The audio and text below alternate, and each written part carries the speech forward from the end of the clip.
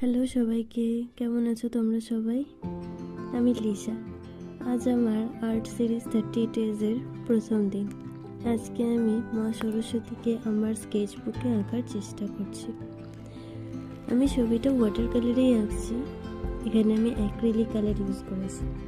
জানো তো, ছবি আঁকার ইচ্ছেটা বরাবর থাকলেও সময়ের অভাবে আঁকা হয়ে ওঠে না।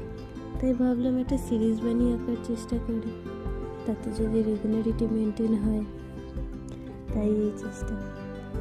যাই হোক, ছবিটা কেমন লাগলো তা কমেন্টে জানাও। কোনো কোয়ারিজ থাকলে তা অবশ্যই জানাতে পারো। ভালো লাগলে একটা লাইক করো। এরকম ভিডিও আরও দেখতে হলে রঙিন ডায়েরিকে সাবস্ক্রাইব ও ফলো করো। আজ টাটা, সবাই ভালো থেকো।